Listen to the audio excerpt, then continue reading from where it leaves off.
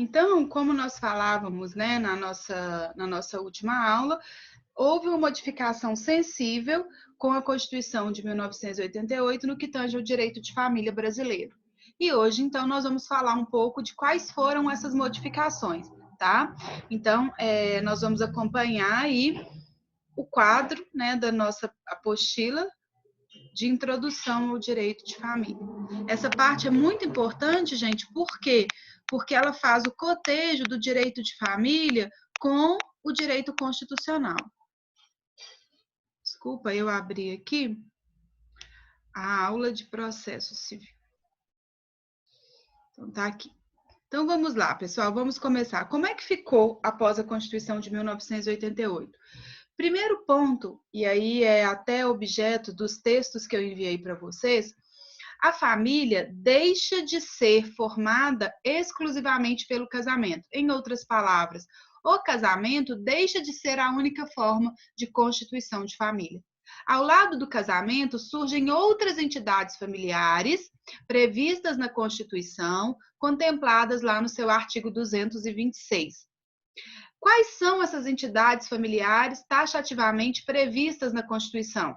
Eu acho que nós até falamos sobre isso também na aula passada, agora eu estou me recordando.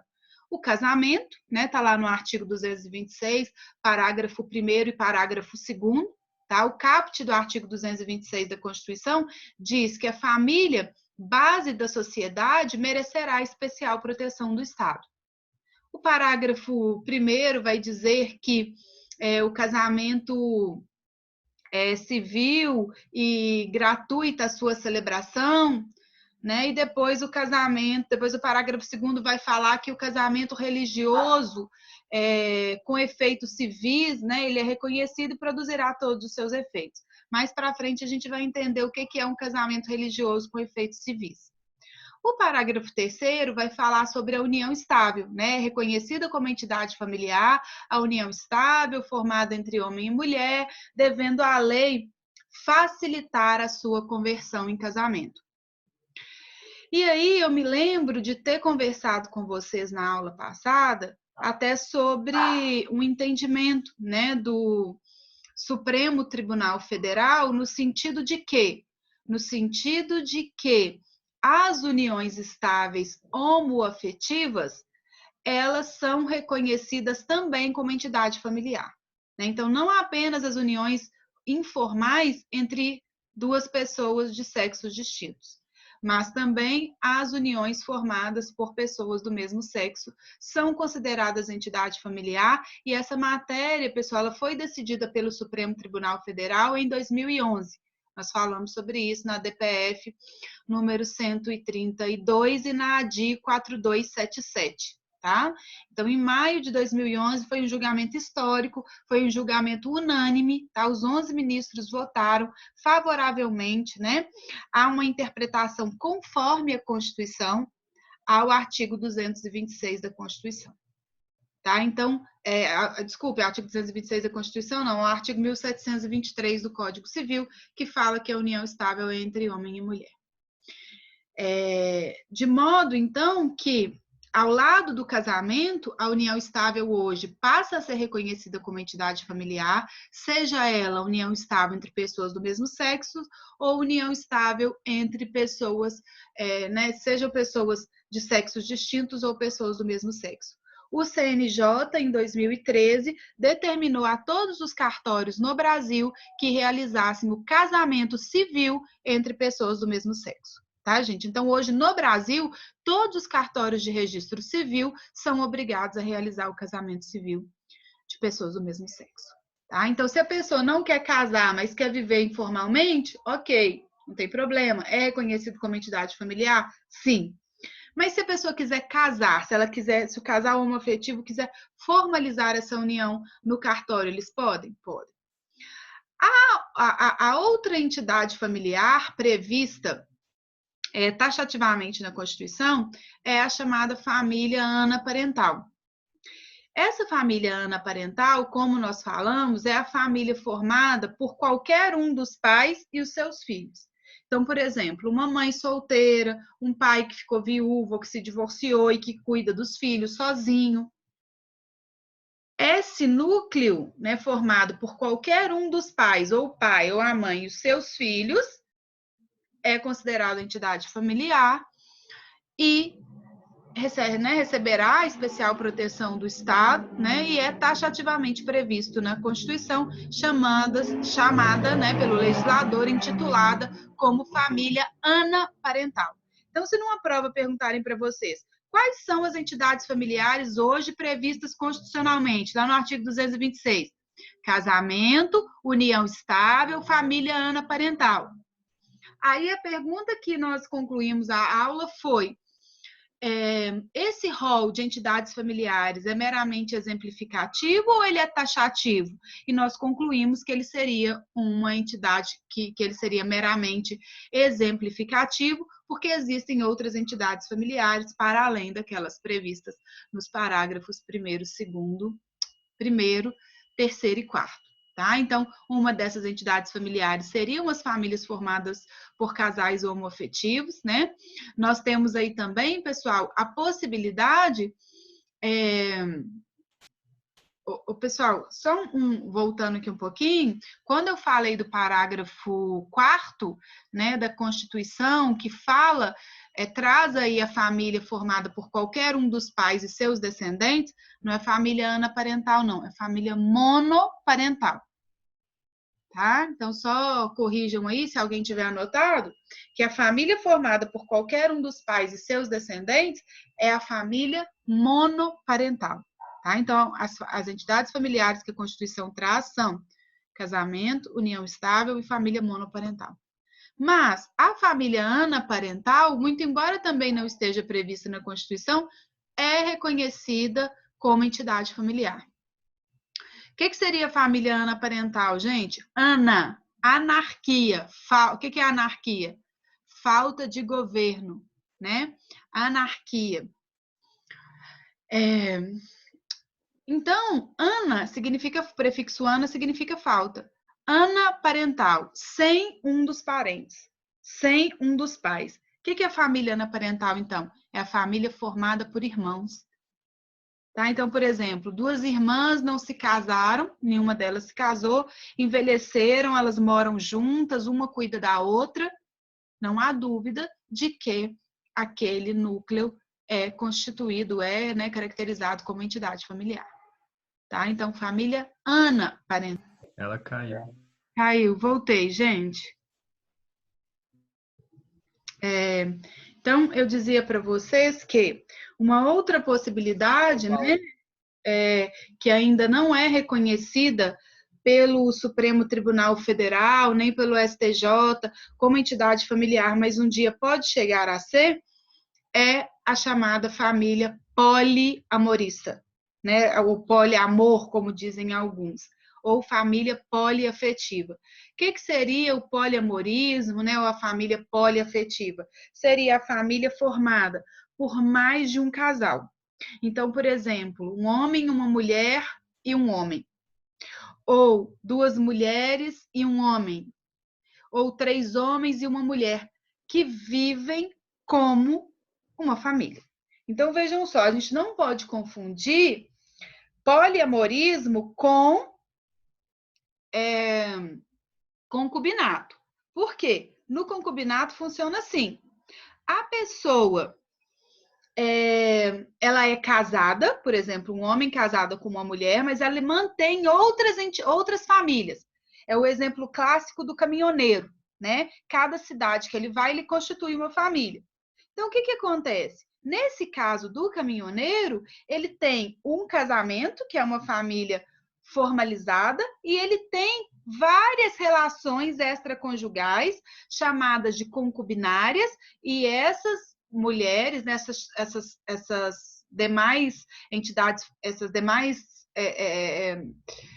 esses demais núcleos de convivência nos quais ele participa, não são considerados pela lei nem pela jurisprudência como entidades familiares. E aí eu chamo a atenção de vocês para o seguinte, né? Essas famílias são chamadas de famílias simultâneas. Tá? Por que simultâneas? Porque elas são mantidas simultaneamente. Mas veja só, nós temos aqui o nosso colega Edson. Imaginem vocês que o Edson, ele convive, ele é casado, mas ele tem uma mulher em Pará de, ou outra mulher em Pará de Minas, e ele tem uma outra mulher também no Espírito Santo, tá? Ele é caminhoneiro, né? Então ele se encontra com essas mulheres, uma não sabe da outra, ok? Nesse caso específico, gente, essas outras duas mulheres que o Edson tem, elas não vão conseguir obter o reconhecimento de um direito perante o Poder Judiciário. E isso é muito complicado, né? Por quê, pessoal? Se ele convivia com elas, se existia entre eles um vínculo de afeto, por que não reconhecer essas mulheres como família? Esses outros núcleos como entidade familiar. Vocês conseguem perceber que isso gera uma falta de responsabilidade na pessoa que vive assim? Porque ela sabe que mesmo que uma hora essa pessoa venha entrar na justiça, ela não vai conseguir nada. Notem, eu não estou falando dos filhos do casal. Eu estou falando da mulher. Então, imaginem que o Edson vive com essa mulher no Espírito Santo, Edson, por 20 anos. Tá aí, Edson? Tá me ouvindo? Sim, sim. Então, Edson, você vive com ela durante 20 anos e aí você morre. Só Edson, sabe quem que mantinha essa mulher? Sabe quem que pagava as contas da casa dela? Quem punha comida na mesa dela? Você. Como é que vai ficar essa mulher? Você acha que ela vai ter direito sucessório? Não.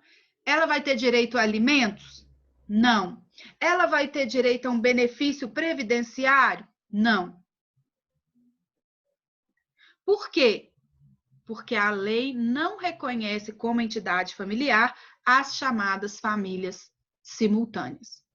Aí uma colega perguntou para a gente aqui, o que é uma família monogâmica? A família monogâmica é aquela que é constituída, né, com base nesse preceito, né, que é muito mais moral do que jurídico, de que eu só posso conviver com uma única pessoa. Então, monogâmica, monogamia, um casamento.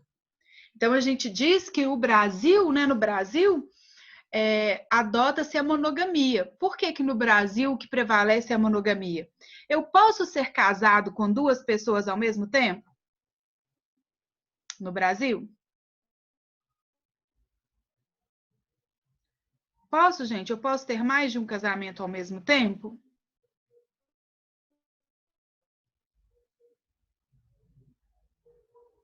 Vocês vão ficar aí caladinhos? Ninguém vai participar da aula?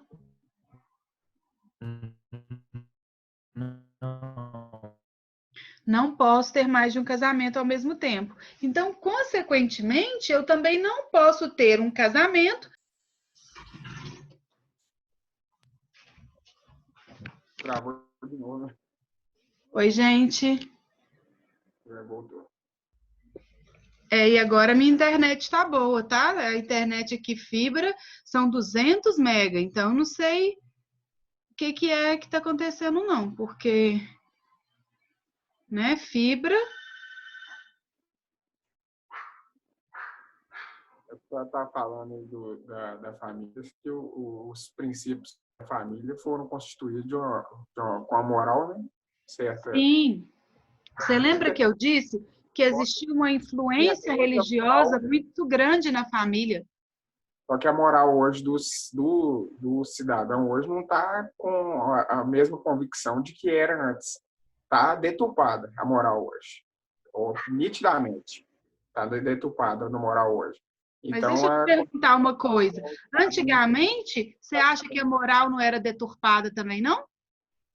como hoje, Sim, porque eu vou te falar o seguinte: as pessoas sempre traíram, infidelidade sempre existiu no mundo.